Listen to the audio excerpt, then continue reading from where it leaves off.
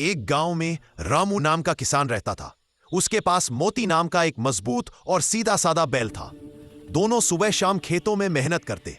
मोती कभी थकता नहीं था और रामू उसकी खूब देखभाल करता था।